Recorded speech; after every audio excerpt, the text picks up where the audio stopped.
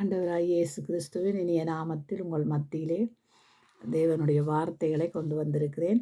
தேவனுடைய வார்த்தைகள் நான் போன கிழமை உங்களுக்கு அரண்களை முறிக்கிறது பிசாசுக்கு எதிர்த்து நிற்கிற வார்த்தைகளையும் கொடுத்திருந்தேன்.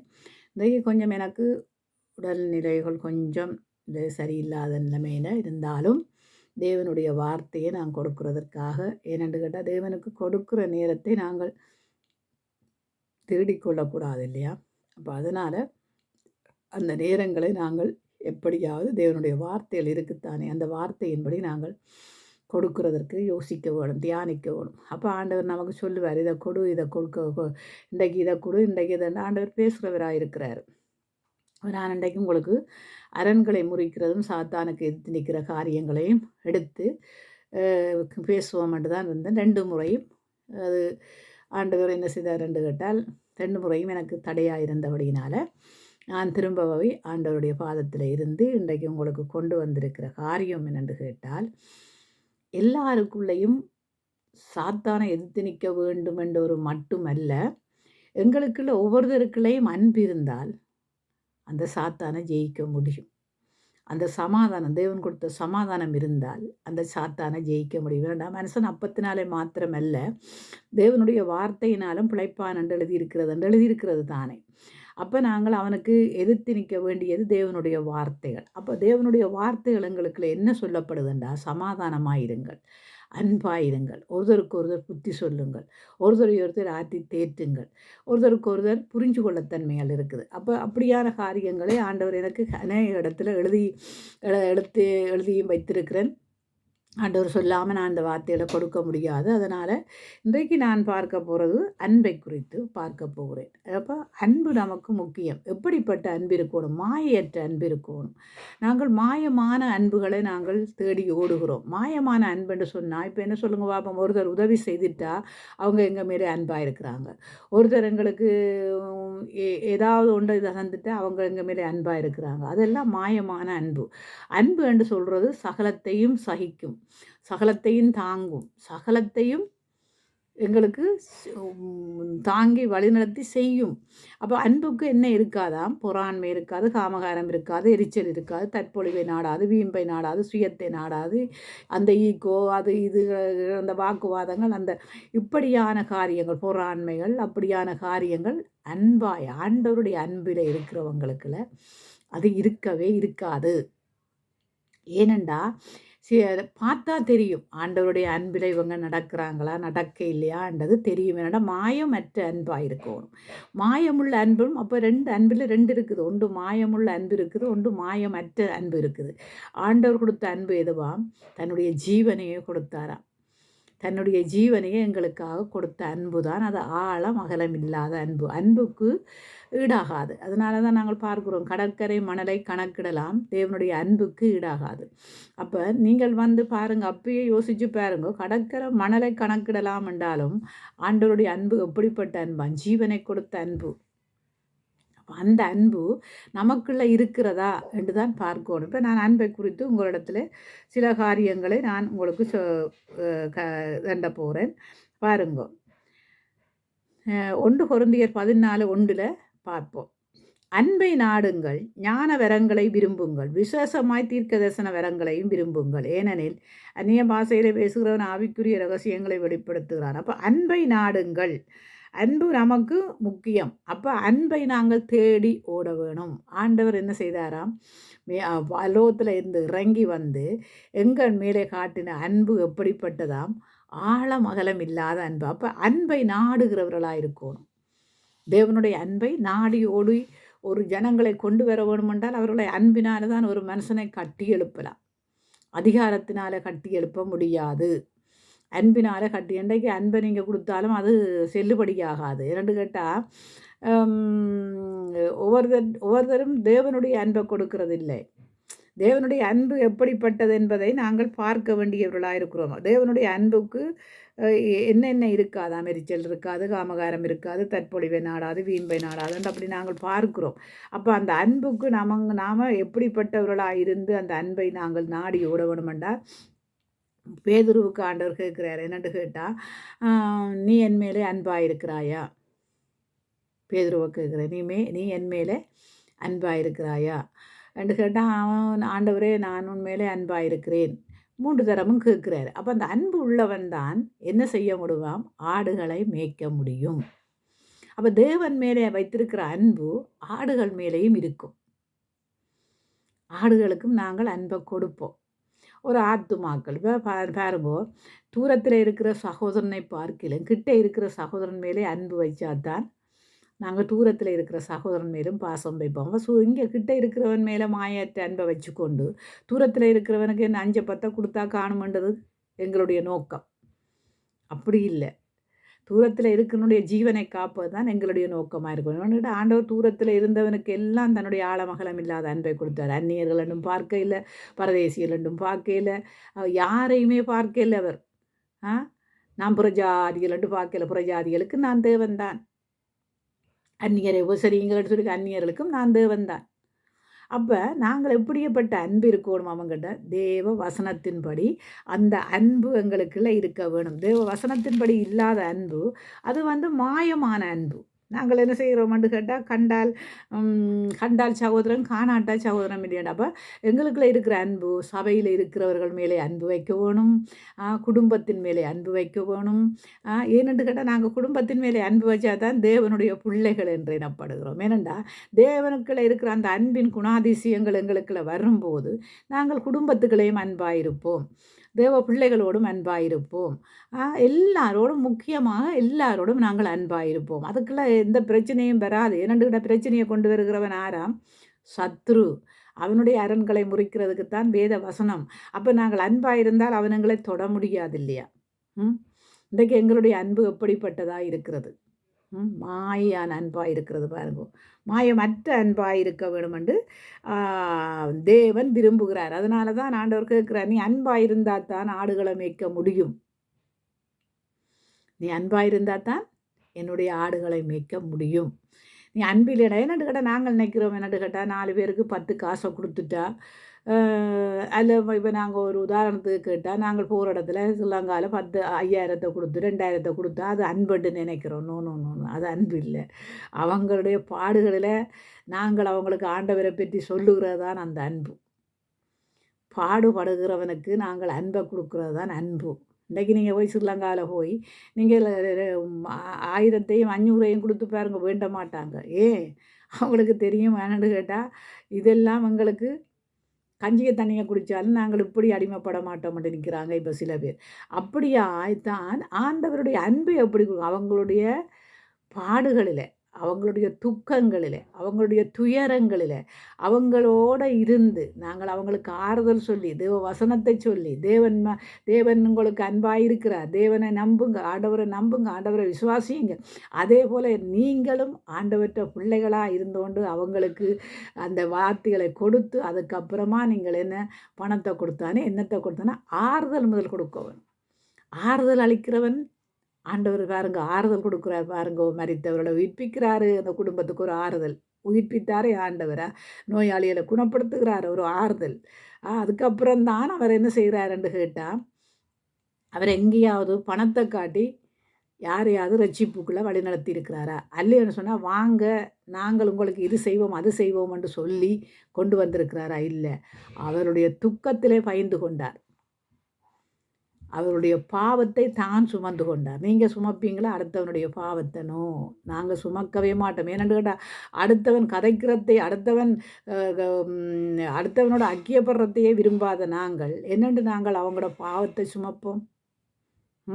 ஒருத்தரோட ஐக்கியப்பட விருப்பம் இல்லை, ஒருத்தரோட சமாதானமாக இருக்க விருப்பம் இல்லை, ஒருத்தருக்கு உதவி செய்ய விருப்பமே, சொந்த பந்தங்களுக்கு உதவி செய்ய விருப்பம் இல்லை, சொந்த சகோதரங்கள், சொந்த தாய் தகப்பன்மாருக்கு உதவி செய்ய விருப்பம் இல்லை. மற்றது சபைகளுக்குள்ள இருக்கிற சகோதரிகளோட ஐக்கியமாக இருக்க விருப்பம் இல்லை. ஆனால் நாங்கள் எப்படி தேவனுடைய அன்பை காட்டுவோம்? எப்படி தேவன் அவருடைய துக்கத்தில் பயந்து கொண்டார், அவருடைய பாவங்களை தான் சுமந்து கொண்டார். நீங்கள் சுமப்பீங்களா? இல்லையே. ஏன்னு கேட்டால் நீங்கள் சுமக்க மாட்டீங்க. அப்போ மற்றவன் என்னட்டு உங்களோட பாவங்களை சுமப்பான். நீங்கள் உங்களுக்கு சுமக்கிறதுக்கே உங்களுக்கு விருப்பம் இல்லைன்னும் போது நீங்கள் சுமக்க மாட்டீங்க, சுமக்கிறவங்களையும் விட மாட்டீங்கன்ற ஒரு இடத்துல இருக்குது இல்லையா? அதே மாதிரி தான் நீங்கள் சுமக்கணும். அங்கே பேதுரு சுமந்தான். ஆண்டவர் சுமந்ததை பேதுரு சுமந்தான் பாருங்க. பொன்னும் இல்லை வெள்ளியும் இல்லை, நசரேயராகிய இயேசுவின் நாமத்தினாலே எழுந்து நடந்த அந்த அன்பை அவன் முடவனுக்கு கொடுத்தான். தேவனுடைய அன்பை கொடுத்தான். அப்போ நாங்களும் எப்படியா இருக்கணுமாம்? அன்பிலே நிலைத்திருக்கணும். அன்பிலே நிலைத்திருங்கள். தேவனுடைய அன்பிலே நிலைத்திருந்தால் தேவ அன்பு மற்றவர்களோட நிலைத்திருக்க வைக்கும். இன்றைக்கு எனக்கென்று வாழ்வதும் என் குடும்பத்துக்கென்று வாழ்வதும் அது தேவனுடைய அன்பல்ல, அது மாயமான அன்பு. ஏனென்று கேட்டால் நாங்கள் போலித்தனமானவர்கள். என்னன்னு சொல்ல, வெள்ளை அடிக்கப்பட்ட கல்லறைகளாக இருக்கிறோம். வெள்ளை அடிக்கப்பட்ட கல்லறை எப்படியானா மேலுக்கு பூச்சி பூசி இருக்கும், ஆனால் உள்ளுக்க இருக்கிறது என்ன இருக்குதா? முள்ளுக்க சபம், பிணம் இருக்குது பாருங்க. உள்ளுக்க பிணம், அழுக்கு இருக்குது. மேலே என்ன இருக்குது? கல்லறை. அந்த கல்லறைக்கு மேலே என்ன இருக்குது? பூச்சி பூசி இருக்குது. அப்போ நாங்கள் அப்படியானவர்களாக இருக்கக்கூடாது இல்லையா? நாங்கள் மரித்தால் பரலோராட்சியத்துக்கு எங்களுடைய ஆவி எடுத்துக்கொள்ளப்படும். இங்கே என்னத்துக்கு? மண்ணுக்குள்ளே தான் எங்களுடைய பிணம் போகும். அப்போ நாங்கள் வெள்ளையடிக்கப்பட்ட கல்லறைகளாக இருக்கக்கூடாது. ஞாபகத்துக்கு இன்றைக்கு எல்லாரும் செய்கிற காரியங்கள். ஆனால் எங்களுடைய சரீரமானது யாருக்கு சொந்தமானது? அப்போ அந்த சொந்தமான சரீரத்தில் அவர் தன்னுடைய சொந்தமான சரீரத்தில் யாரை சுமந்தார்? எங்களுடைய பாவங்களை சுமந்தார். அப்போ எங்களுடைய சொந்த சரீரத்தில் நாங்கள் யாருடைய பாவங்களை சுமக்கிறோம், யாரை மன்னிக்கிறோம், யார் மேலே அன்பு வைக்கிறோம்? ஏனென்று கேட்டால் நாங்கள் தேவனுடைய பிள்ளைகள் என்று முத்திகரிக்கப்பட்டிருக்கிறோம். அதனால சொல்கிறார் என்னென்னு கேட்டால், என் நாமத்தின் நிமித்தம் நீங்கள் எதை கேட்டாலும் தருவேன்டா. அப்போ அவருடைய நாமம் இல்லாமல் ஒரு நாமம் இல்லையே. அப்போ அவருடைய நாமத்தினாலே நாங்கள் ஞானஸ்தானம் பெற்றிருக்கிறோம், அவருடைய வார்த்தையினாலே பெற்றிருக்கிறோம், அவருடைய ஜீவன் எங்களுக்குள்ள இருக்கிறது. அப்போ எனக்கு ஒரு பிள்ளைக்கு ஒரு பிள்ளைக்கு தாயின் குணம் தகப்பன்ற குணமும் இருக்க வேணும். தாயின் குணமும் சில பிள்ளைகளுக்கு தாயின் குணம், சில பிள்ளைகளுக்கு தகப்பன்ற குணம் இருக்குன்னு சொல்லுவாங்க இல்லையா? அப்போ எங்களுக்கு யார்கிட்ட குணம் இருக்க வேணும்? எங்களுக்கு யார்கிட்ட குணம் இருக்கும்? நாங்கள் மறுபடி பிறந்திருக்கிறோம் இல்லையா? நாங்கள் ஒன்றில் பார்த்தால் ஈசாக்கையும் ஏசாவையும் பார்க்கும்போது ஆகாரையும் சாராளையும் பார்க்கும்போது அதில் இருக்குத்தானே விருந்தேசனத்தை பற்றி இருக்குத்தானே. அப்போ ஈசாக்கு யாருடைய மகன் என்று சொல்லப்பட்டிருக்குத்தானே. ஏசா யாருடைய மகன். அப்போ அப்படியே ஒவ்வொரு காரியங்களையும் நாங்கள் பார்க்கும்போது நாங்கள் ஆவிக்குரிய நாங்களா, ஆவி இல்லாதவ நாங்களா? ஆவிக்குரிய நாங்களா இருந்தால் எங்களுக்குள்ள அந்த ஆவிக்குரிய சிந்தனைகள் எங்களுக்குள்ளே, ஆவிக்குரிய வார்த்தைகள் எங்களுக்குள்ளே இருக்கும். அப்போ அன்பிலே நாங்கள் கட்டப்பட்டவர்களாய் இருப்போம். நான் இன்றைக்கு உங்களுக்கு வசனங்கள் எடுத்துக்கொண்டு வரவில்லை. நான் வந்தது என்னென்று கேட்டால், இன்றைக்கி கொஞ்சம் எனக்கு உடம்பு சரியில்லாதபடியாக அந்த அன்பை குறித்து நான் தேடித்தான் நான் வாசிக்கிறதை ஒழிய தேவையில்லாமல் வாசிக்க மாட்டேன். தேடி வாசித்து தேவனுடைய அன்பை நாங்கள் ருசி பார்க்கிறவர்களாக இருக்கிறோம். அப்போ ஆண்டவர் அந்த சிலுவையின் பரியந்தமும் அவர் எங்கள் மேலே என்ன வைத்திருந்தாராம்? அந்த மரண பரியந்தமும் எங்கள் மேலே அன்பாயிருந்தார். வரைக்கும் எங்கள் மேலே அன்பாயிருக்கிறார். மரித்தேன், சதா காலங்களிலும் உயிரோடு இருக்கிறேன் என்று சொன்னவருடைய அன்பில் நாங்கள் நிலைத்திருக்கிறோமா? அப்போ அன்பிலே நிலைத்திருக்கிறோம்னு சொன்னால் ஏன் ஒருவருக்கு ஒருவர் பொறாமை கொள்ளவனும், ஒருவருக்கு ஒருவர் வாக்குவாதம் பண்ணவனும், ஒருவர் கடித்து பட்சிக்க வேணும்? தேவனுடைய அன்பு உங்களுக்குள்ளே நிலைத்திருந்தால் நீங்கள் என்னவா இருப்பீங்களா? தேவனுடைய பிள்ளைகளாக இருந்து தேவனுடைய குணாதிசயத்தின்படி நீங்கள் நடந்து கொள்ளுகிறவர்களாக இருக்கிறீங்கள். அன்பானது நாம் எப்படிப்பட்டதுன்றது நாங்கள் பார்க்கிறோம். சிலுவையை பார்க்க வேண்டும். அன்பை நாங்கள் பார்க்க வேணுமா இருந்தால் சிலுவையை நாங்கள் பார்க்க வேண்டியவர்களாக இருக்கிறோம். ஏனென்றால் சிலுவையிலே ஆண்டவர் மரிக்கும்போது அவர் தன்னுடைய சீசனை பார்த்து இதோ உன் தாய் என்றார். ஏன் அவ்வளவு தூரத்துக்கு அவர் அந்த அன்பை விட்டு விடையில பாருங்க. மரண பரியந்தமும் தன் தாயை காத்து கொண்டார். அதே மாதிரி மரண பரியந்தமும் ஜனங்களுடைய பாவத்தை சுமந்தார். ஜனங்களுடைய பாவங்களை சும்மா சுமக்கவில்லையே, மரண பரியந்தமன் சுமந்தார் என்று தானே பார்க்கிறோம். அப்போ நாங்கள் பார்க்க வேண்டியது என்னென்று கேட்டால், நாங்கள் எல்லாரும் அன்பாய் இருக்கிறோமா? அன்புக்கு என்ன இருக்காது? அன்பை நாடுங்கள் என்று சொல்லப்பட்டிருக்கு. ஏன் அன்பை நாடவும்? மாம்சத்துக்குரிய அன்பை பற்றி நான் சொல்ல வரையில்லை. ஆவிக்குரிய அன்பு. ஆவிக்குரிய அன்பு எங்களுக்குள்ள இருந்தால் மாம்சத்தின் அன்பு ஒளிந்து போகும். ஏனென்று கேட்டால் மாம்சத்தின் அன்பு அப்போ தான் வந்து கிரியை செய்யும். ஆனால் தேவனுடைய அன்பு அப்படி இல்லை. கண்டதுக்கு பிறகு காண இல்லைன்னு சொல்கிற அளவுக்கு அன்பு இல்லை. அவர் கண்டார். அதனால தான் தோமாட்ட கேட்குறாரு என்னென்று கேட்டார். தோமா, அத்திமரத்துக்குள்ள நான் உன்னை கண்டபடினால நீ விசுவாசிக்கிறாயோ கேட்குறாரு என்னையா. இன்னும் இதை விட அதிக காரியங்களை காண்பாய் என்று சொல்லியிருக்கிறார் இல்லையா? அப்போ நாங்கள் எப்படிப்பட்ட அன்பினால் நாங்கள் வாழ வேண்டியவர்களாக இருக்கிறோம் என்பதை நாங்கள் புரிந்து கொள்ள வேண்டியவர்களாக இருக்கிறோம். ஏனென்று கேட்டால் அன்பை நாங்கள் ருசி பார்க்க வேண்டியவர்களாக இருக்கிறோம். பிள்ளைகள் மேலே பெற்றோர்கள் அன்பாக இருக்க வேணும். பிள்ளைகள் பெற்றோர்கள் மேலே அன்பாக இருக்கணும். என்னென்னு கேட்டால் ஒரே வார்த்தை, ஒரே இரத்தத்தினாலே கழுவப்பட்ட பிள்ளைகளும் ஒரே இரத்தத்தால் கழுவப்பட்ட பெற்றோர்களுமாக இருக்கிறோம் நாங்கள். அப்போ பிள்ளைகள் எல்லாம் என்னமாம்? தேவனுடைய பிள்ளைகள் என்று சொல்லுவதற்கு நாங்கள் எப்படிப்பட்டவர்களாய் இருக்கிறோம். அப்போ தேவனுடைய அன்பு நம்மை ஏவி இழுக்க வேணும். பார்ப்போம். புருஷர்களே, உங்கள் மனைவிகளில் அன்பு கூறுங்கள், அப்படியே கிறிஸ்துவும் சபையிலே அன்பு கூர்ந்தார். இது எபேசியரில் எழுதப்பட்டிருக்கிறது. அப்போ எபேசியர் 5ஆம் அதிகாரத்தை பார்த்தீங்கன்னா, பெற்ற புருஷர்களே உங்கள் மனைவிகளிலே அன்பு கூறுங்கள், அப்படியே கிறிஸ்துவும் சபையிலே அன்பு கூர்ந்தார். அப்போ சபையில் இருக்கிறவர்கள் எல்லாம் ஆறாம் தேவனுடைய பிள்ளைகள். அப்போ தேவன் சபையிலே அன்பு கூர்ந்தார்னா சபையில் இருக்கிற எல்லாருடைய ஒருத்தருடைய அன்பு கூர்ந்தார் ஆண்டவர். உலகத்தில் இருக்கிற எல்லாரோடும் அன்பு கூர்ந்தபடியாக அவைகளை பிரித்து, உலகத்தை விட்டு பிரித்து எடுத்து சபையை கட்டினார். சபையிலே நீங்கள் எப்படியா இருக்கிறீங்களாம்? தேவனுடைய பிள்ளைகளாக இருக்கிறீங்களா? அப்போ தேவனுடைய பிள்ளைகளுக்கு ஏன் பிரச்சனையை கொண்டு வருகிறவனை ஏன் இனங்கண்டு கொள்ள முடியாமல் இருக்கிறீங்க? ஏன் இனங்கண்டு கொள்ள முடியாமல் இருக்கிறீங்க? இன்றைக்கு பிரச்சனை யாரால பிரச்சனை? எவையால் பிரச்சனையை பிசாசானவன் கொண்டு வந்தால் அது உங்களுக்குள்ள தான் நீங்கள் தான் ஆராய்ஞ்சு பார்க்கணும். ஏனென்று கேட்டால் நான் என்ன செய்கிறேன், நான் மற்றவர்களுக்கு என்ன செய்கிறேன், சபையில் என்ன செய்கிறேன், அடுத்தவர்களுக்கு என்ன செய்கிறேன்ன்றதை நான் உணர்ந்து பார்த்தாத்தான் அப்போ எனக்குள்ளே இருக்கிறவன் யார்? நான் இன்னும் தேவனோட கிட்டி சேர இல்லை. உங்களுக்கு தினமாக கள்ளத்தனமான மனந்திரும்புதலோடு ஞானஸ்தானம் எடுக்கிறவர்களும் 25 வருஷம் 30 வருஷத்துக்கு ஆண்டவரை சபைக்கு போய் வர்றாங்க. எனக்கு தெரிஞ்ச ஒரு சகோதரியே 25 வருஷமாக சபைக்கு போய் வரான், ஞானஸ்தானம் எடுக்க இல்லை. 26 27வது வருஷம்தான் ஞானஸ்தானம் எடுத்திருக்கிறான். ஏன் அந்த ஞானஸ்தானத்தை அது எடுத்தும் இன்னும் அவள் பலப்பட இல்லை. இன்னும் அவள் பலப்படாதபடியினால சத்ரு என்ன செய்கிறான்டா, அவன் என் பலவீனங்களை பிடிச்சு கொள்கிறான் பாருங்க. நீ அப்படி செய், நீ இப்படி செய், நீ இப்படி செய், நீ அப்படி செய் என்று சொன்ன உடனே அதை அப்படியே செய்கிறபடியினால தான் அவங்களோட குடும்பங்களுக்குள்ள பிரச்சனைகள் ஆரம்பிக்குது. அப்போ அதையெல்லாம் விட்டு நாங்கள் அதுக்காகத்தான் நாங்கள் சொல்லுவோம், மோசம் போகாதபடிக்கு எச்சரிக்கையாருங்கள். அவன் தனக்கு கொஞ்ச காலம் என்று எண்ணி என்ன செய்கிறான்? நான் துரிதமாய் உங்களுடைய கிறிஸ்துவுக்குள்ளே இருக்கிற அன்பை விட்டு பிரிக்க பார்க்குறான். கிறிஸ்துவின் அன்பை விட்டு என்னை பிரிக்கிறவன் யாரென்று பவுலடியான்னு கேட்குறான் இல்லையா? நாசமோசமோ யாகுலமோ பட்டயமோ எது என்னை பிரிக்க முடியும்? கிறிஸ்துவின் அன்பை விட்டு. அப்போ கிறிஸ்துவின் அன்பு அவனுக்குள்ள இருந்தபடியாத்தான் ஓடினான் ஓட்டம் பாருங்க. என்ன ஓட்டம் என்று நினைக்கிறீங்க? வாசிக்கிறீங்க தானே, ஆனால் வாசித்தாலும் அதில் பாருங்க திரும்பி வாசிச்சிங்கண்டா அவனுடைய ஓட்டத்தை பார்ப்பீங்க பாருங்க. யூதருக்கு யூதரா, கிரேக்கருக்கு கிரேக்கரா, ரோமருக்கு ரோமரா. ஓஹோ,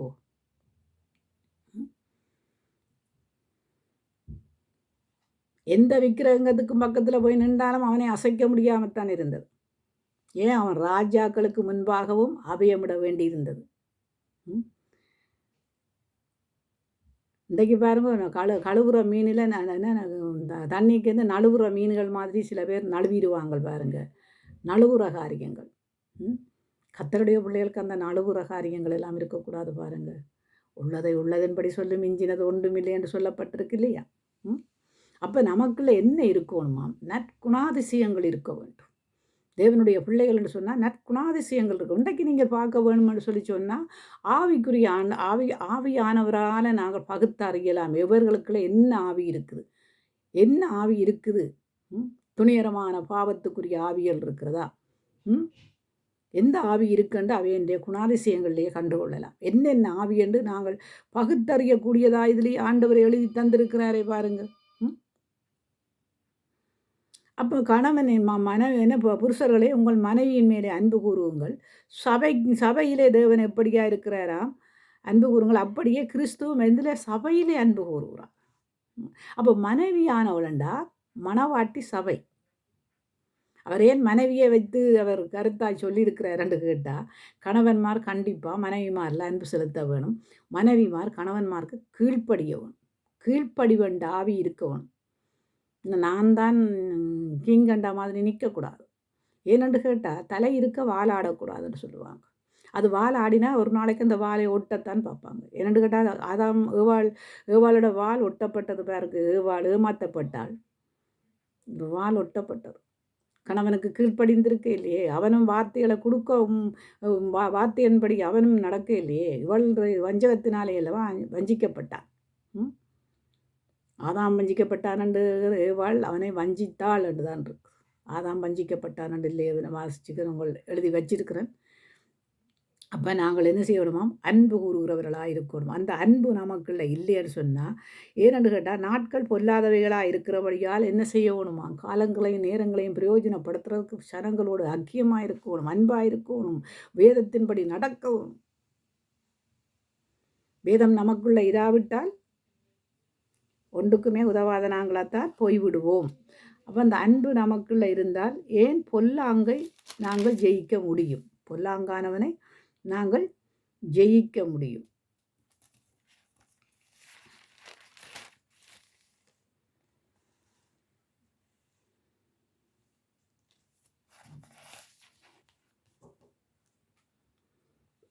நான் 2 தீமோத்தேயு 3ஆம் அதிகாரத்தை பார்ப்போம். மேலும் கடைசி நாட்களிலே கொடிய காலம் வருமென்று அறிவாயாக. எப்படியெனில் மனுஷர்கள் தற்பிரியராயும் பணப்பிரியராயும் வீம்புக்காரராயும் அகந்தை உள்ளவர்களாயும் தூசிக்கிறவர்களாயும் தாய் தகப்பன்மாருக்கு கீழ்ப்படியாதவர்களாயும் நன்றி அறிதல் இல்லாதவர்களாயும் பரிசுத்தம் இல்லாதவர்களாயும். அப்போ இங்கே பாருங்கள், என்னென்ன இருந்தால் பரிசுத்தம் இருக்காதுண்டு. என்னென்ன இருந்தால் பரிசுத்தம் இருக்காதாம்? முதலாவது மனுஷர் தற்பிரியராயிருந்தால் பரிசுத்தம் இருக்காது. அதுக்குள்ள பணப்பிரியராயிருந்தால் அதுக்குள்ள பரிசுத்தம் இருக்காது. வீம்புக்காரராயிருந்தால் பரிசுத்தம் இருக்காது. அகந்தை உள்ளவர்களாயிருந்தால் பரிசுத்தம் இருக்காது. தாய் தகப்பனுக்கு கீழ்ப்படியாதவர்களாயிருந்தால் அதுக்குள்ள பரிசுத்தம் இருக்காது. நன்றி அறியாதவர்களாயிருந்தாலும் பரிசுத்தம் இருக்காது. பரிசுத்தம் இல்லாதவர்களாயும் சுபாவ அன்பு இல்லாதவர்களாயும் இணங்காதவர்களாக. இன்றைக்கு இணக்கம் இல்லாது. இரக்கம் என்ற தயவுக்கு இடமே கிடையாது. நான் யார் தெரியுமான்றது மாதிரி போகிற. அப்போ இரக்கமே கிடையாது. இரக்கம் இல்லாதவன் இரக்கம் பெற மாட்டான். இரக்கம் உள்ளவன் தான் இரக்கம் பெறுவான். இரக்கம் இல்லாதவர்களாயும் கொடுமை உள்ளவர்களாயும் நல்லோரை என்ன செய்வார்களோ பகைப்பார்கள். இந்த காலத்தில் நீங்கள் போய் இப்போ நல்லது சொல்லி பாருங்க, பகைப்பார்கள். நீங்கள் யார் சொல்கிறதுக்கு, நீங்கள் யார் எங்களை கேட்குறதுக்கு? இது எங்கடை என்றால் உங்களுடைய வச்சிருக்கணும். நடுத்தெருவுக்கு கொண்டு வரக்கூடாது. உங்களோட குப்பையை கொண்டு நடுத்தெருவில் போடையிலுமா என்ன? அப்போ உங்களுடைய நீங்களை வச்சிருக்கோம்.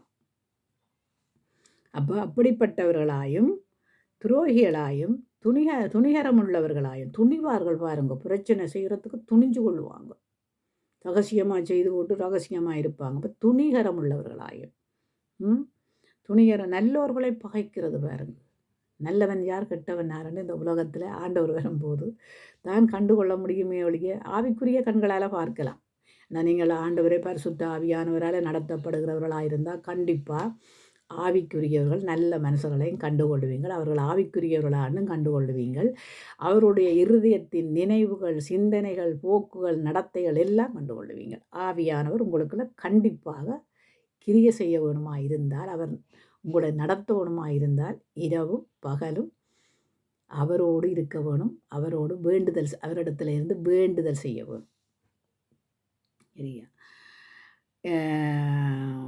துரோகிகளாயும் துணிகரம் உள்ளவர்களாயும் இருமாய்ப்பு உள்ளவர்களாயும் தேவப்பிரியராய் இராமல் சுயபோக பிரியராய், தேவப்பிரியராய் இருக்க மாட்டாங்க, சுயபோக பிரியராய் இருப்பாங்க. சுயம், அந்த சுயத்தை சாகடிச்சாதான் சுகமாய் வாழலாம். அப்படியானவர்களாயும் இருப்பார்கள். தேவ பக்தியின் வேஷத்தை தரித்து அதன் பலனை மறுதளிக்கிறவர்களாயும், என்ன பலனை மறுதளிக்கிறவர்களாயாம்? தேவனுடைய தேவ பக்தியின் வேஷத்தை தரித்து அதன் பலனை, தேவனுடைய பலனை மறுதளிக்கிறவர்களாயும் இருப்பார்கள். இப்படிப்பட்டவர்களை நீங்கள் விட்டு விலக வேணும்.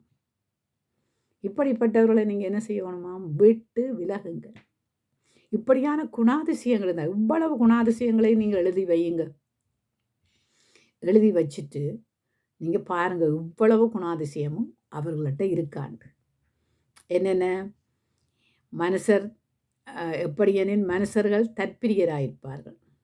தற்பிரியர், தற்பிரியராயும் பணப்பிரியராயும் வீம்புக்காரராயும், சரியா, அகந்தை உள்ளவர், அகந்தையான பேச்சுக்கள், நக்கல் நளினங்கள் உள்ளவர்களாயும், சரியோ, தூசிக்கிறவர்களாயும்.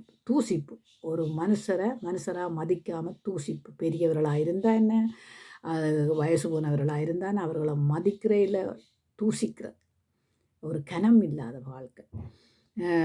தாய் தகப்பன்மாருக்கு கீழ்ப்படியாதவர்கள், தாய் தகப்பன்மார் சொல்கிறதுக்கு கீழ்ப்படியாமல். அப்போ தான் தாய் தகப்பனுக்கு கீழ்ப்படியாத பிள்ளைகள் மத்தியில் என்ன இருக்கான்? கோவாக்கினிகள் வருமென்று சொல்லப்படும். கீழ்ப்படியாதவர்களாயும் நன்றி அறிதல் இல்லாதவர்களாயும், நன்றியை மறக்கிறவர்கள், செய்த நன்மைகளை மறக்கிறவர்களாயும், பரிசுத்தம் இல்லாதவர்களாயும்.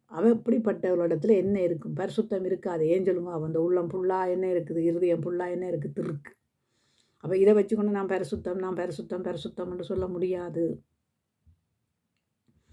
இல்லை, இவ்வளவு இதுவும் இருக்குது. அதுக்கு அப்புறம் அங்கேயால பாருங்க, சுபாவ அன்பு இல்லாதவர்களாயும் இணங்காதவர்களாயும். அன்பு இருந்தால், ஆண்டவற்றை அன்பு இருந்தால் இணங்குவாங்க. இது இல்லாதவர்களாயும் அவதூறு செய்கிறவர்களாயும், மற்றவர்களுக்கு அவதூறு செய்கிறது, மற்றவர்களுக்கு அநியாயம் செய்கிறது, துரோகம் செய்கிறவர்களாயும்.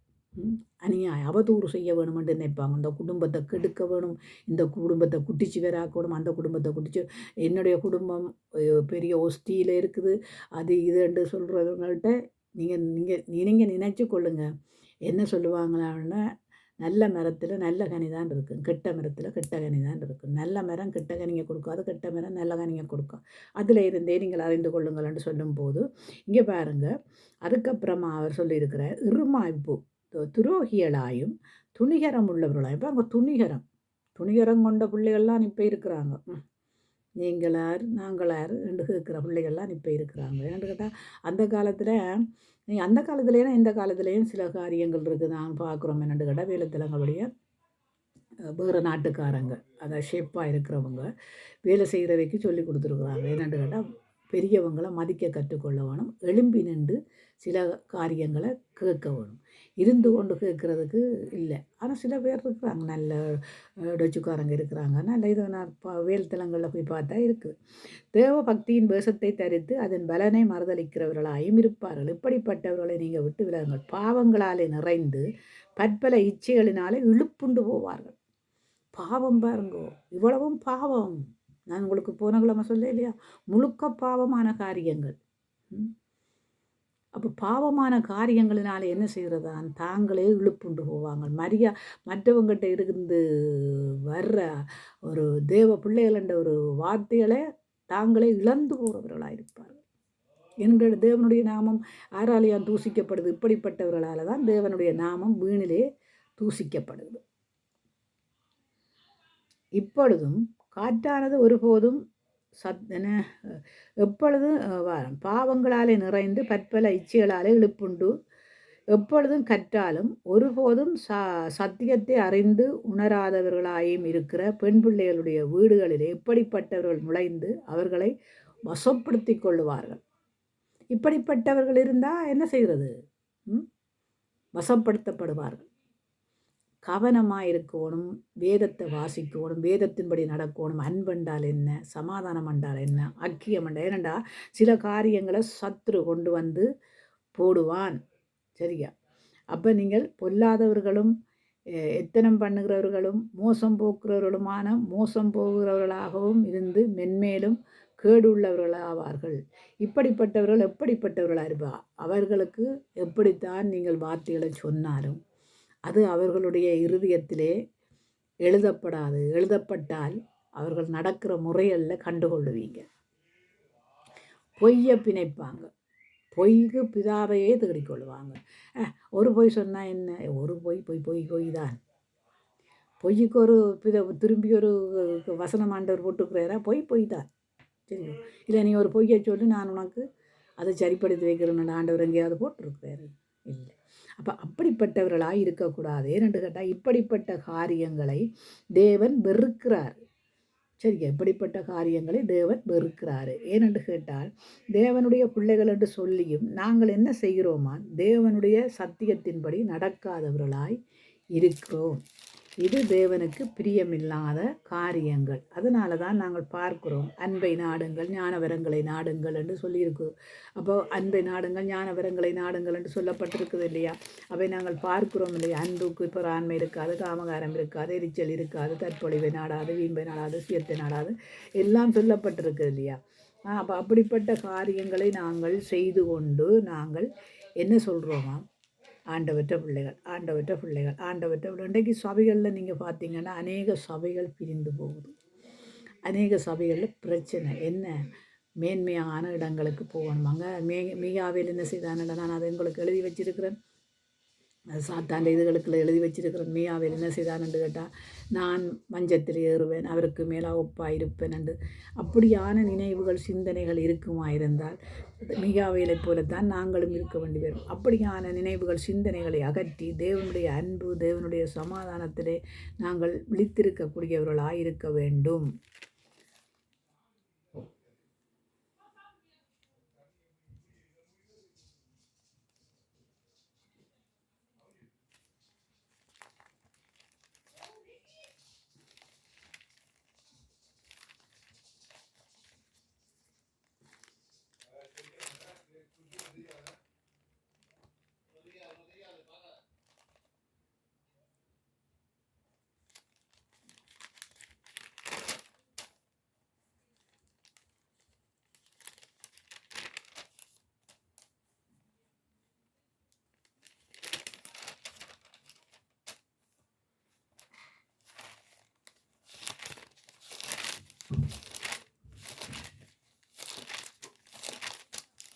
தேவனுடைய அன்பிலே நாங்கள் கட்டப்பட்டவர்களாக இருக்கணும். தேவனுடைய அன்பிலே நாங்கள் நிலைத்திருக்கிறவர்களாக இருக்கணும். அப்போ நாங்கள் மற்றவர்களோடு நாங்கள் சமாதானமாய் ஐக்கியமாய் அன்பாய் இருப்போம். ஏன்னு கேட்டால் மற்றவர்களும் தேவனுடைய பிள்ளைகள் தானே.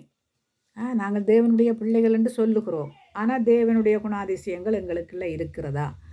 தேவனுடைய அன்பு இருக்கிறதா? தேவனுடைய சமாதானம் இருக்கு. அப்போ ஆண்டவர் சொல்கிறார் என்னென்னு கேட்டால், நான் சமாதானத்தை விட்டு போகிறேன், உலகம் கொடுக்கிற பிரகாரமாய் அல்ல தேவ பிரகாரமாய் கொடுத்த என் சமாதானம் உங்கள் அனைவரோடும் இருப்பதாக என்று சொல்லியிருக்கிறாரு. அப்போ எங்களோட தேவ சமாதானம் இருந்தாலே நாங்கள் தேவனுக்கு பிரியமில்லாத காரியங்களை நாங்கள் செய்ய வேண்டும்.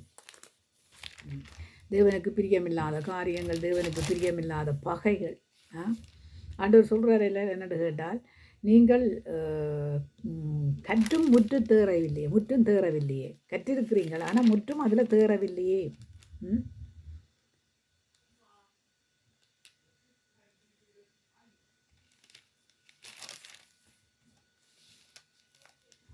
நாங்கள் பார்க்கிறோம், ஆவியின் கனி அன்பு, சமாதானம், நீடிய பொறுமை, நற்குணம், இச்சையடக்கம். அப்போ இப்படியெல்லாம் நாங்கள் பார்க்கிறோம் இல்லையா? அப்போ சமாதானம் பண்ணுறோமா? சமாதானம், அன்பு, நீடிய பொறுமை,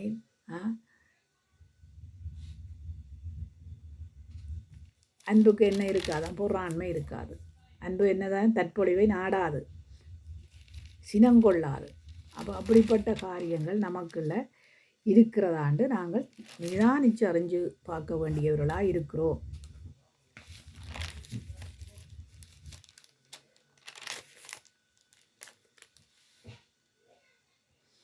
நீங்கள் ஒருவரில் ஒருவர் அன்பாக இருக்க வேண்டும் என்றதே ஆண்டவருடைய விருப்பம்.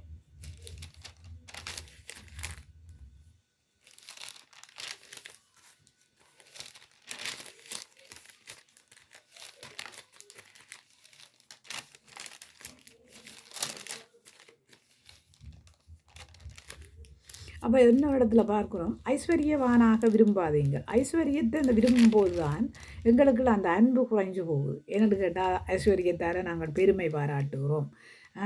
எங்களை குறித்து நாங்களே இந்த சகல துர்க்குணத்தையும் சகலவித கபடத்தையும் வஞ்சனைகளையும் பொறாண்மைகளையும் சகலவித புறங்கூறுதலையும் ஒழித்துவிட்டு நீங்கள் வளரும்படி புதிதாக பிறந்த குழந்தைகளைப் போல திருவசனமாகிய கலங்கமில்லாத ஞானப்பாலின் மேலே வாஞ்சியாயிருங்கள். அப்போ எதிலே நாங்கள் வாஞ்சியாக இருக்கணுமா? திருவசனமாகிய ஞானப்பால் மேலே வாஞ்சியாக இருக்கணும். வாஞ்சையும் தவனவுமாக இருக்க வேணும்.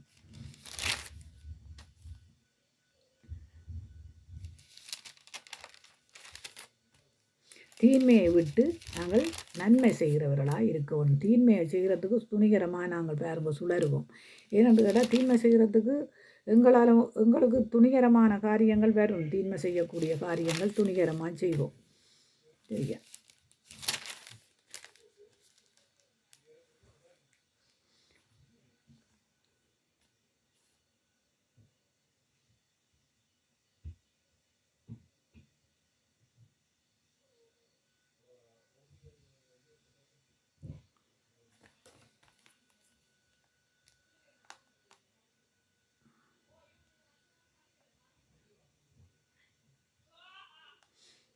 அப்போ நாங்கள் இன்றைக்கு நான் உங்களுக்கு கொடுத்தது என்னென்னு கேட்டால் அன்பு. அன்பிலே நாங்கள் நிலைத்து இருக்க வேண்டும். அன்பை நாங்கள் நாடி ஓட வேணும். இப்போ நாங்கள் பாருங்கள், ஆண்டவருடைய வருகையில் நாங்கள் எடுத்துக்கொள்ளப்பட வேணும் என்றால் அன்பில்லை, சபையில் அன்பில்லை. அப்போ அன்பு இல்லாமல் ஆண்டவர் அதில் நடத்துவாரா? நீங்கள் யோசிங்க. ஆண்டவர் எங்களுக்காக தன்னுடைய உயிரையே ஜீவனையே கொடுத்தவர். அப்போ எங்களை ஏனென்று கேட்டால் நீ அன்பாயிருன்னு சொல்லி இந்த சபைகளில் வெளிப்படுத்தலில் பார்ப்போம்.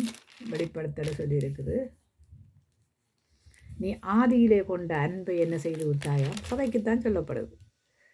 ஆதியிலே கொண்ட அன்பை விட்டு விட்டாய். அப்போ எனக்கு உன்னிலே ஒரு குறை இருக்குது. என்ன குறை? அப்போ வெளிப்படுத்தல் 2ஆம் அதிகாரத்தில், ஆனாலும் நீ ஆதியிலே கொண்டிருந்த அன்பை விட்டாய் என்று உன் பேரில் எனக்கு குறை உண்டு. இப்போ ஆதியிலே நாங்கள் எப்படியா இருந்தோமாமா? கர்த்தருக்காக வாழுவோம், கர்த்தருக்காக பிழைப்போம், அவர்கள் என்னுடைய சகோதரி, இவர்கள் என்னுடைய சகோதரன், இவர்கள் என்னுடைய உறவினர்கள், இவர்கள் என்னுடைய அப்படியான காரியங்களை எல்லாம் நாங்கள் ஒரு காலத்தில் அப்படி ஓடினோம் பாருங்க. ஓட்டம், ஜீவனையே கொடுக்குற ஓட்டம். ஆனால் எங்களுக்கென்று ஒரு காரியம் வரும்போது அந்த ஓட்டத்தில் இருந்து அமைதலாக போயிட்டோம். ஏன்? எதுக்கு? ஆண்டவர் கேட்கும்போது சொல்லுவீங்களா என்ன? ஆண்டவரே, நான் உம்மை பின்பற்றி வர்றதுக்கு முன்னம் என்னுடைய தகப்பனை அடக்கம் பண்ணிட்டு வர்றேன்னு சொன்னதுக்கே சொன்னவர் என்னென்று கேட்டால் ஆண்டவர், என்னை பின்பற்றுகிறவன் தன் தாயோ தகப்பனையோ தன் பிள்ளைகளையோ என்னிலும் அதிகமாய் நேசிக்கிறவன் என்னை பின்பற்ற முடியாது.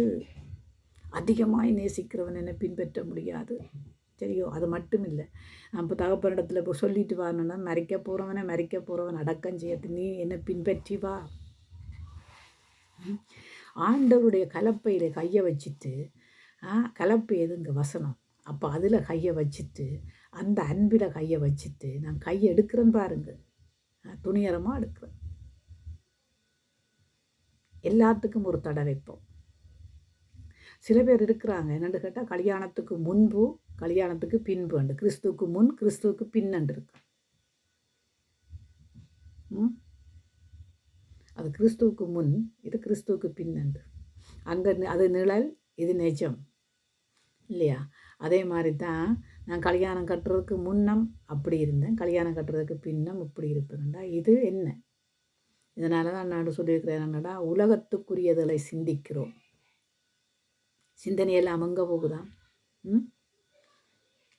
2 அப்பத்தையும் 5 மீன்களையும் 5000 பேருக்கு பகிர்ந்து கொடுத்தார் இல்லையா ஆண்டவர்? ஆனால் உங்களோட குடும்பத்தை உங்களோட குடும்பத்தை ஆசீர்வதிக்க மாட்டாரோ? ஆசீர்வதிப்பார் தானே. அப்போ ஏன் அந்த வைராக்கியத்தை விடுறோம்? அன்றைக்கு நாங்கள் நினைக்கிறோம் என்னென்னு கேட்டால், ஞாயிற்றுக்கிழமை சேர்ச்சுக்கு போனால் சரி, ஓசக்கூட்டத்துக்கு போனால் சரி, சேர்ச்சுக்கு போனால் சரி, ஓசக்கூட்டத்துக்கு போனால் சரி, அது சபை கூடுதலை ஒருவனும் விட்டு விடக்கூடாதுன்ட்டு இருக்குது. ஆனால் சபை கூடுதலில் அங்கே என்ன நடக்குது? ஆராதிக்கிறோம் தேவனை, துதிக்கிறோம் தேவனை, தேவனோடு இருக்கிறோம் என்பதை அந்த இடத்துல 4 பேருக்கு முன்னால் காண்பிக்கிறோம். வார்த்தைகளை கேட்கிறோம். ஆனால் அந்த வார்த்தையின்படி நடக்கிறோமா? துதிக்கிற வாயினால் ஒருத்தனை சபிக்கிறதும், அவனோட வந்து இல்லாத பொல்ல அதை சொல்லி சண்டை பிடிக்கிறதும் தேவனுக்கு பிரியமான காரியமா? நீங்கள் எதனால் உங்களுடைய அபயங்களை நீங்கள் அநியாயத்துக்கு வணிக்கிறீங்க? நல்லவர்களை பகைக்கிறது, நல்லவன் யார் கெட்டவன் யார் என்று கண்டுகொள்றதுக்கு உங்களால் முடியலையே. முடியலையே உங்களால்.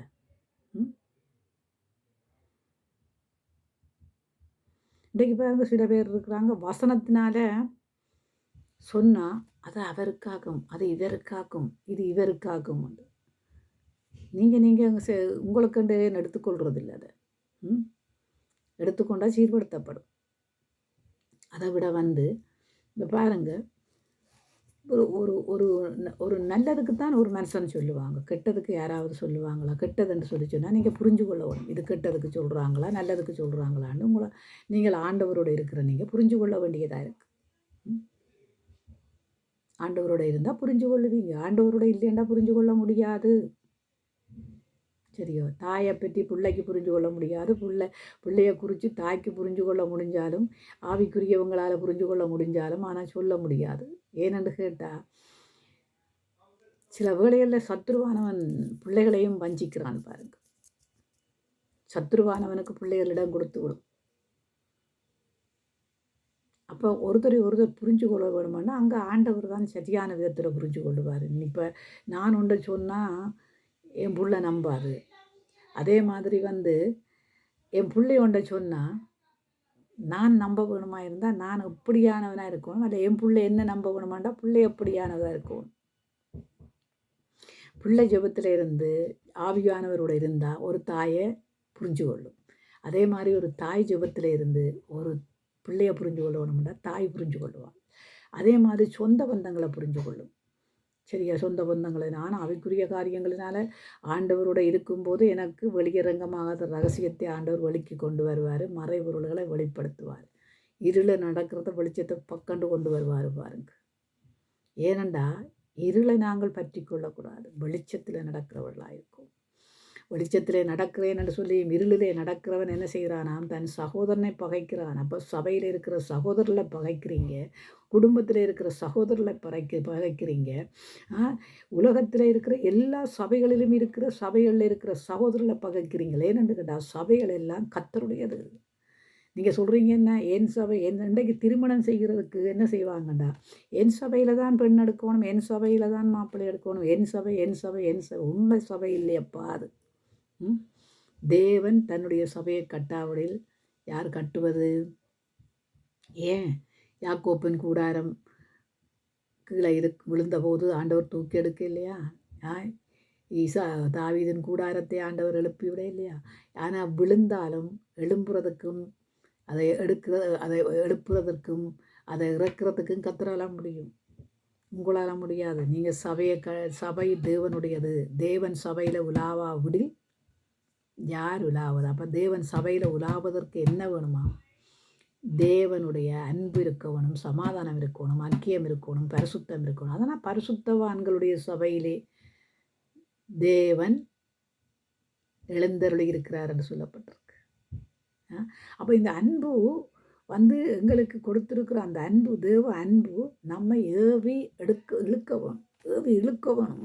சகோதரங்கள் யார்? அவர்கள் என்னுடைய சகோதரன், இவர்கள் என்னுடைய சகோதரி, ஒரே இரத்தத்தால். அதனால் சொல்கிறார் ஆண்டவர், ஆதியிலே கொண்ட அன்பை நீ விட்டாய் என்று உன் பேரில் எனக்கு குறைவுண்டு, ஆகையால் நீ இன்ன நிலையிலிருந்து விழுந்தாய் என்பதை நினைத்து மனம் திரும்பி ஆதியிலே செய்த கிரியைகளை செய்வாயாக. ஆதியில் என்ன கிரியை செய்த நீங்கள்? அவனுக்கு தான் தெரியும். ஆனால் கொஞ்சம் காலம் சபை ஓடும், அதுக்கப்புறம் பிரச்சனை வரும் பாருங்க. நான் அதில் நிற்கணும், நான் இதில் நிற்கணும், நான் அங்கே நிற்கணும், நான் இங்கே நிற்கணும், எனக்கு இது தரணும், எனக்கு அது தரணும்ப்பா. ஊழியம் கர்த்தருடையது. நீங்கள் வில்லங்கத்துக்கு ஊழியத்தை எடுத்து வச்சுக்கொண்டு, வியாதிக்கு ஊழியத்தை எடுத்து வச்சுக்கொண்டு நாங்கள் ஆடலாம் பாடலாம் ஓடலாம் என்று நினைக்கக்கூடாது. தேவன் ஒருத்தனுக்கு இந்த காரியத்தை கொடுக்க நினைச்சா அவன் உன்னோடையும் பேசுவான், கொடுக்குறவரோடையும் பேசுவான். கொடுக்குறவருடையும் ஆண்டவர் பேசுவார், உன்னோடையும் பேசுவார். கொடுக்குறதுக்கு சொல்லும்போது நீயும் போய் அதில் நின்று கதைப்பா. ஏன்னு கேட்டால் மோசேக்கு ஊழியத்தை கொடுக்கும்போது முச்சடிக்கு நடுவிலேன்னு தேவன் இல்லையா? அவர் மோசையை கொலை செய்து போட்டு ஓடின போது அவனைத்தான் கண்டுபிடிச்சார் ஆண்டவர். போ திருப்பி பார்வோனிடத்துக்கு.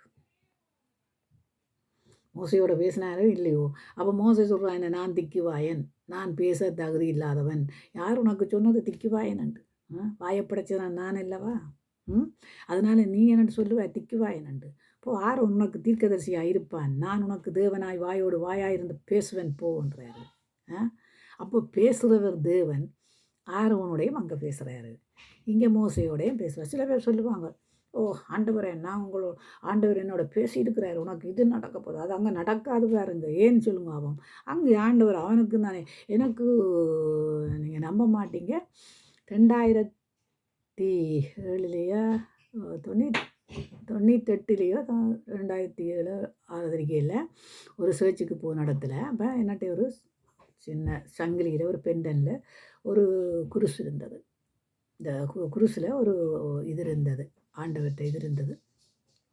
அப்போ ஒரு பாஸ்டர் வந்து எனக்கு சொன்னார், என்னன்னு கேட்டால் உன்னோட்டத்தில் ஒரு விக்கிரகம் இருக்குன்னு சொல்லி. அப்போ நான் என்ன வீட்டிலேயே என்னட்டே ஒன்றுமே இல்லை, என்ன இப்படி எல்லாம் பாஸ்டர் சொல்கிறாரே என்று சொல்லிக்கொண்டு நான் அந்த முழங்காலில் இருந்த நிமிஷமே ஆண்டவர் அந்த இடத்துல எனக்கு காண்பிச்சார். இந்த குருசை காண்பிச்சு இதுதான் உடனடியாக நான் ஜெபம் முடிஞ்ச கையோடு அவருக்கு சொல்லிவிட்டு அதை இல்லாமல் செய்து. அப்போ ஆண்டவர் என்னோட பேசுகிற ஆண்டவர் உங்களோடையும் பேச செய்வார். வேதத்தின்படியாகத்தான் பேசுவார், விளக்கம் கொடுத்து தான் பேசுவார். சரியா? அப்போ நாம் தேவனை தேடுகிற விதத்தில் தான் அவர் பேசுவார். அங்கே கை வச்சா போகிற பேசுகிறதான, கை வச்சு உனக்கு இருக்கிற காரியங்களை சொன்னால் அது உனக்கு இருக்கா? அப்போ உன்னோடைய ஆண்டவர் விடப்படுவார். அப்போ எதற்கு எப்படி தெரியும்? அதான் ஆண்டவர் பேசுகிறது. அப்போ உனக்குள்ளேயும் விடப்படுவார். இதை விட்டுட்டு அந்த அன்பு இருக்கணும். தேவனுடைய அன்பு நமக்குள்ள இருந்தால் தான் பேசுவார். ஏன்னா நான் இந்த அன்பாக இருக்கிறேன். பேதுருட்ட கேட்குறாரு இல்லையா, நான் உனக்கு அன்பாக இருக்க, நீ என்னிலே அன்பாக இருக்கிறாயா என்று கேட்கும்போது பேதுருவுக்கு தெரியும் ஆண்டவர் மேலே நான் அன்பாக இருக்கிறேன்னு ஆண்டவருக்கு தெரியும். அதனால கேட்குறேன், ஆண்டவர் உமக்கு தெரியுமே. அப்போ அந்த அன்பு பாருங்க, ஆதியிலே கொண்ட அன்பு எப்படிப்பட்டதாம்.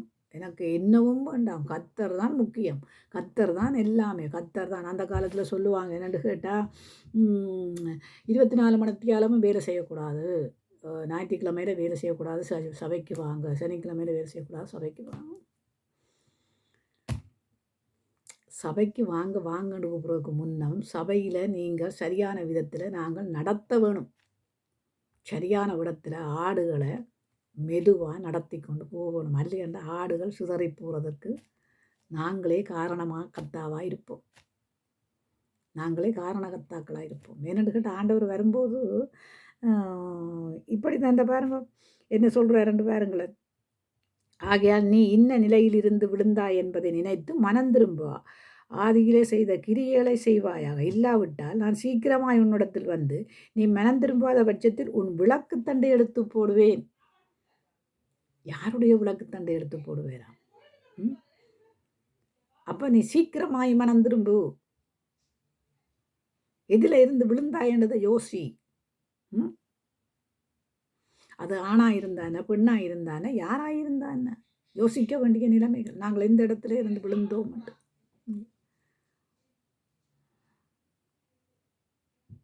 அப்போ ஆவியானவர் சபைக்கு சொல்லுகிறதை காதுள்ளவன் கேட்க கடவான், ஜெயங்கொள்ளுகிறவன் அவனோ அவனுக்கு தேவனுடைய பிரதேசியிலே மத்தியிலே ஜீவ விருட்சத்தின் கனியை புசிக்க கொடுப்பேன்னு எழுதியிருக்கிறார். அப்போ பாருங்கள், சபைகளில் குறைவு கண்டு ஆண்டவர் பேசுகிறத பார்க்குறீங்க தானே. இப்போ என்ன குறைவை காண்ற?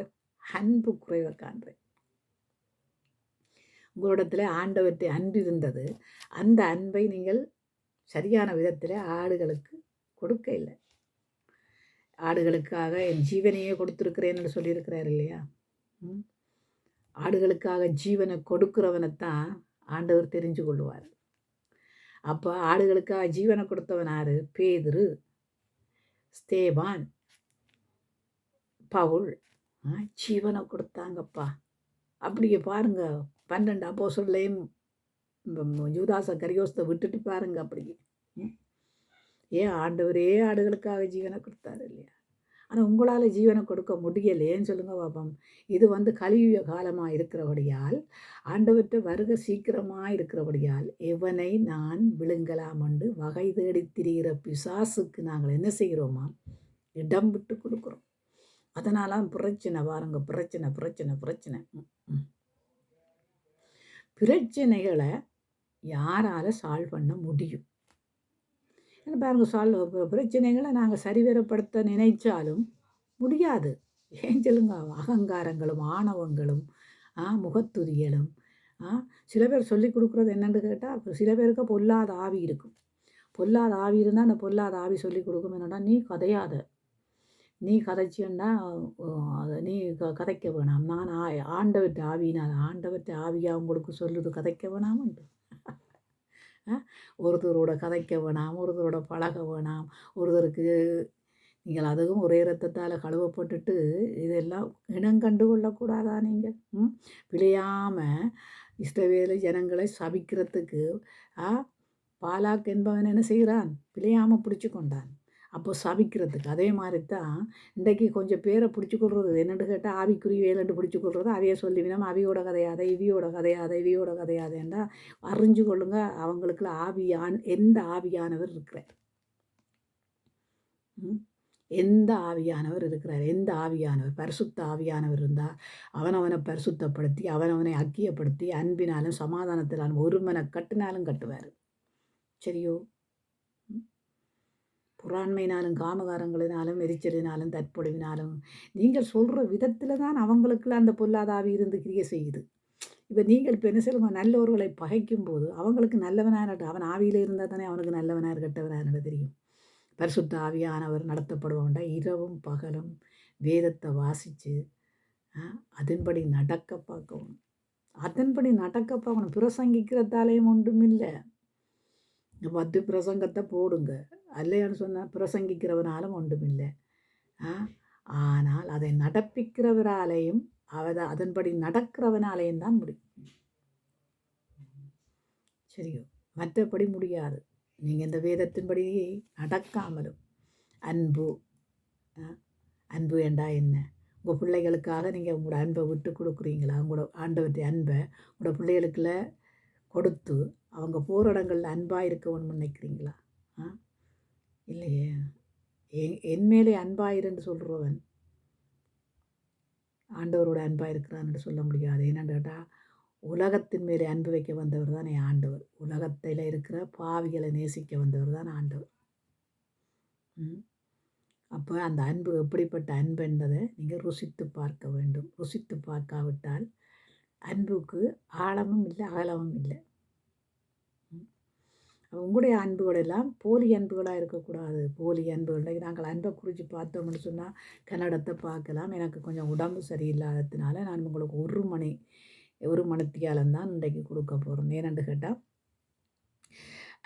அன்பை நாங்கள் நாடி ஓட வேண்டியவர்களாக இருக்கிறோம். சபைகளில் அன்பு இன்றைக்கு பாருங்கள், அநேக சபைகளில் போய் பழைய ஆக்களை காண இல்லை எங்கேன்னு கேட்டால் அதுக்கு திருப்பி ஒரு பதில் என்ன சொல்லுங்க பார்ப்போம். பதவிக்கு ஆசைப்பட்டு போயிட்டாங்க. பதவியும் பட்டமும் உலகத்துக்குள்ள இருக்குது. ஆனால் ஊழியமும் விசுவாசமும் பிரசங்கமும் பிரசன்னத்துக்குள்ள இருக்குது. நாம் ஆண்டவரோட இருக்கும்போது அவருடைய பிரசன்னத்தினால் நிரம்பும் போது தான் நாம் ஊழியத்துக்கு அழைக்கப்படும். அன்று அவன் முச்செடி நடுவிலே அந்த ஆண்டவரை கண்டுகொள்ளாட்டா இன்றைக்கு அவன் அழைக்கப்பட்டிருக்க மாட்டான். ஏன்னு கேட்டால், முச்செடி எரியுது போய் பார்ப்போம்னுட்டு போகும்போது, மோசே நீ நிற்கிற இடம் என்ன பூமியா? பரிசுத்தமான இடம். உன் பாதரட்சிகளை கலட்டி போட்டு வா. பரிசுத்தமான இடத்துக்கு நாங்கள் வாரத்துக்கு என்ன இருக்கணுமாம்? காலில் தூசி படிந்திருக்கக்கூடாது, உள்ளத்தில் தூசி படிந்திருக்கக்கூடாது, ஒருவர் ஐக்கியப்பட்டு வாழ வேணும். மோசை ஓடினான் தான். ஆண்டவர் மோசைக்கு ஆரோனுக்கும் கொடுத்தது மாதிரி யாருக்காவது ஆண்டவர் அப்படிப்பட்ட ஊழியத்தை இண்ட வரைக்கும் மோசையை போல செய்கிறவன், ஆரோனை போல செய்கிறவங்க இருந்தா.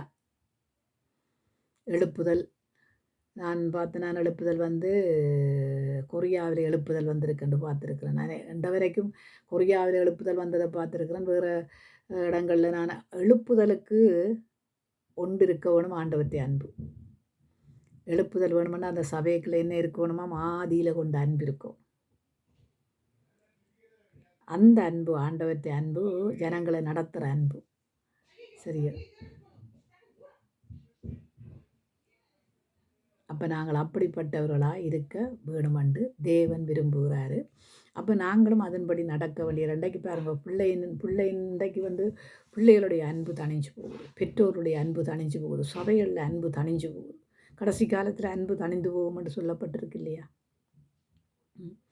அப்போ நாங்கள் அதை இனங்கண்டு கொள்ளக்கூடாதா? அந்த அன்பு தணிகிறதுக்கு காரணமாறு பிசாசு. அவனுக்கு இடம் கொடுக்குறோம். என்னென்று கேட்டால் அவன் எங்கே ஒருத்தனை விழுங்கலாமண்டு வகை தேடி திரிகிறான் என்று பார்க்குறோம். பிசாசுக்கு இடத்தை கொடுத்து போட்டு அவன் பிடிக்கிறான். எங்கே சொல்லுங்க, அவன் மடத்தை பிடிக்கிறான். எந்த மடத்தை? இருதயம் என்னும் மடத்தை பிடிக்கிறான். அதுக்குள்ளே எல்லாம் போய் பொக்கிஷமும் சேருது. ஒரு பேய் ஒன்று போய் 7 பேயை கொண்டு வருது. கொண்டு வந்தால் உங்களுக்குள்ள வியாதி என்ன வியாதி? அவன் போடுற வியாதி தான் வெறும் பண ஆசை, பொருள் ஆசை, மண் ஆசையினால். ஊரில் ஒரு அம்மா இருந்தால் என்னென்னு கேட்டால் எல்லா சொத்து பத்தையும் பிள்ளைகள் எடுத்து போட்டு வீட்டை விட்டு கலைச்சி போட்டுருவாள். அது கொண்டு மொட்டையை மடித்து கொண்டு ரூட்டாக திரிஞ்சுது அந்த அம்மா. அந்த காலத்தில் நாங்கள் கூட்டிக்கொண்டு போய் வச்சு முழுக பார்த்து அந்த அம்மாவை. அப்படி நாங்கள் தாய் தகப்பன் மாற மதிக்கிறது இல்லை. தாய் தகப்பன் மாருக்கு அநியாயம் அக்கிரமம் செய்யும்போது உங்களுக்குள்ள அன்பு இருக்குன்னு சொல்லும்போது ஆண்டவற்ற அன்பா அதை கிரியை செய்யுது. எத்தனை பேர் நீங்கள் உங்கள் தாய் தகப்பனுக்கு அநியாயம் செய்கிறீங்க?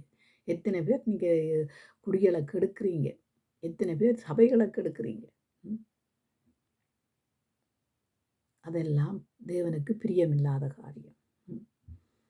இன்றைக்கி நீங்கள் பார்த்தீங்கன்னு சொல்லிச்சேன்னா ஒரு விதவைகள் வீடு வழியையும் போய் உங்கள் பிள்ளைகள் எங்கேங்கன்னு சொன்னால் தனியாக இருக்கிறாங்க. எத்தனை விதவைகளை நான் உங்களுக்கு எண்ணி வச்சு காட்டலாம், தனியாக இருக்கிற விதவைகளை.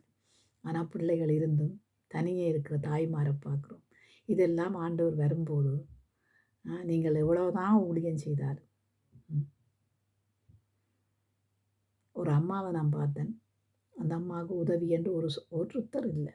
ஆனால் படுக்கையில் கிடந்து வியாதியில் கிடந்து ஏதோ ஆண்டவர் எழுப்பி வைத்திருக்கிறார். பார்க்கும்போது ரொம்ப கவலையாக இருக்குது. ஆனால் நீங்கள் எப்படியான இப்போ நான் பிள்ளைகளுக்கு தான் சொல்கிறேன், நீங்கள் வயசு சென்று நீங்கள் அப்படி இருக்கும்போது உங்கள் பிள்ளைகள் உங்களுக்கு என்ன செய்யுங்கள்னு தெரியவே தெரியாது. அதை இந்த அன்பிலே ஆண்டவத்தை அன்பில் புரிஞ்சு கொண்டு நீங்கள் தெரியுமா? ஆண்டவர் மரண பரியந்தவன் தன் தாயின் மேலே அனுபவிச்சார். மரண பரியந்தம். கெடுக்காதேங்க, பிள்ளைகளை கெடுக்காதேங்க, குடும்பத்தை கெடுக்காதேங்க, சபைகளை கெடுக்காதேங்க. அன்பண்டா என்னென்று வேதத்தில் கற்றுக்கொள்ளுங்க. மாயமற்ற அன்பு, மாயமுள்ள அன்பு வேண்டாம். மாயமான அன்பு அது போலி அன்பு. அந்த அன்புக்கு அங்கே இடமே கிடையாது. ஆண்டவற்றை அன்பு கடற்கரை மணலை கணக்கிட்டாலும் அதுக்கு கூட நிகரல்லாத அன்பு ஆண்டவற்றை அன்பு. அதுக்கல்ல. ஆண்டவற்றை அன்பு ஆழமும் அகலமும் இல்லாதது. அது அடியில் நீங்கள் தோண்டினாலும் சரியோ, அதுக்கு ஆழமும் இல்லை அகலமும் இல்லை. இங்கே இருக்குது அது உயிரை கொடுத்த அன்பு, ஜீவனை கொடுத்த அன்பு. அப்போ அந்த அன்பில் நிலைச்சிருக்க பாருங்கள். அந்த அன்பு தான் உங்களை கட்டி எழுப்பும். இந்த பாருங்க, ஆதியில் கொண்ட அன்பை விட்டாயண்டு எனக்கு ஒரு குறைவு உன்னுடைய குறைவுண்டு, சீக்கிரமாய் மனம் திரும்பு. சபைகளுக்கு தான் ஆண்டவர் சொல்கிறார், சீக்கிரமாய் மனம் திரும்பு, சீக்கிரமாய் மனம் திரும்பு. இன்றைக்கி பாருங்கள், யாரும் நல்ல கீழ்ப்படிவான பிரசங்கம், கீழ்ப்படிவான காரியங்களை கொடுத்தா பார்க்க மாட்டாங்க. கடைசி வரைக்கும் பார்க்க மாட்டாங்க. ஏன்னு கேட்டால் அவங்களுக்கு அது பிடிக்காது. நல்ல ஆசீர்வாதம், இன்றைக்கு ஆண்டவர் உங்களை ஆசீர்வதிப்பேன், நாளைக்கு பணக்காரனாக இருப்பேன், நாளைக்கு 4 வீடோடு இருப்பேன்னு சொல்லி பாருங்க. அது சும்மா பறக்கண்டு போகும். திருந்துற வசனங்கள் போகாது. திருந்தாத வசனங்களை தான், திருந்தாத உள்ளங்கள் இருந்தென்ன லாபம்ன்ற மாதிரி திருந்தாத வசனங்கள், அதை திருத்துற வசனங்கள் அவங்களுக்குள்ள போகாது. திருந்தாத வசனங்கள் போகும். மாம்ச இச்சியலின் வசனங்கள் அவங்களுக்குள்ள போகும். அப்போ தயவு செய்து நான் இன்றைக்கு இதில் நான் பெருசாக வசனங்கள் 2 எழுதி வச்சிருக்கிறேன். ஆனாலும் அது 2 மத்தியாலம் 1 மத்தியாலம் கொடுக்குறபடியாக எனக்கு கொஞ்சம் இயலாமல் இருந்தபடியாக நான் இப்போ ஆண்டவரிடத்தில் இருந்து ப்ரேயர் பண்ணி இந்த அன்பை குறித்து நான் இப்போ ஒரு 5-10 நிமிஷத்துக்குள்ளே தான் எடுத்து கொண்டு வந்தேன். நான் அதனால் தயவு செய்து உங்களுடைய அன்பு எப்படிப்பட்டதாக இருக்குதுண்டு நான் அன்பை குறித்து நான் உங்களுக்கு பிறகு ஆறுதலாக இன்னும் கொஞ்சம் எடுத்து கொண்டு வந்து உங்களுக்கு கொடுக்குறேன்.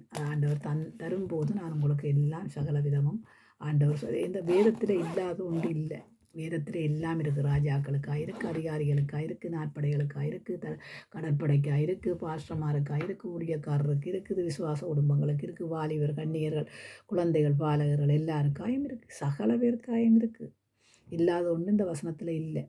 தயவு செய்து எடுத்துக்கொள்ளுங்கள். இப்போ நான் இந்த ஒரு மணித்தியாலம் கொடுத்துருக்குறேன். மீண்டும் ஒரு காரியத்தோடு உங்கள் மத்தியிலே வந்து கொடுக்க இருக்கிறேன். ஆண்டவர் தாமே உங்கள் எல்லாரோடையும் கூட இருப்பாரா. இதை யார் எல்லாருக்காயும் கொடுத்த வசனம். இது என்ன குத்துது உன்னை குத்துதுன்றதுக்கு எல்லாம் வசனம். வசனம் வந்து ஆண்டவருக்கு ஈட்டியாலேயே குத்தினாங்களப்பா. என்ன குத்துது உன்னை குத்துதுன்னு சொல்லாதீங்க. ஆண்டவருக்கு ஈட்டியாலேயே குத்தினாங்களப்பா. அதோட இதில் இருந்து ரத்தமும் நீரும் வந்ததுன்னு பார்க்குறோம்.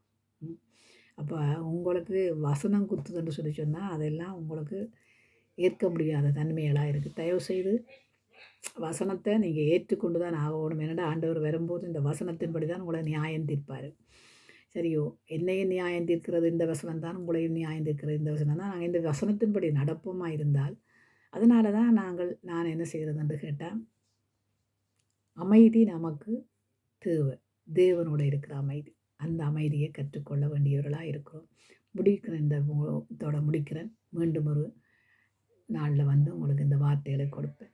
தகப்பனே, உமக்கு நன்றி சொல்லுகிறோம். ஆண்டவரே, உம்முடைய தயவினாலும் உம்முடைய இரக்கத்தினாலும் உம்முடைய கிருபையினாலும் எங்கள் மேலே அன்பு வைத்தவரே, உமக்கு ஸ்தோத்திரம். ஆண்டவரே, நன்றி சொல்லுகிறோம் அப்பா. இந்த வார்த்தையை இந்த கிருபைக்காய் நன்றி.